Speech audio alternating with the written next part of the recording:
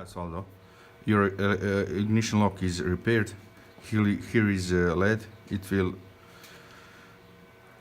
turn on. It means key is recognized. Here on emulator it will blink. It means authorization for ignition is on. You see it. And diode is on. That means it is recognized. We have ignition. When the key is out, it will blink one more time. This is for cranking. Means it's okay.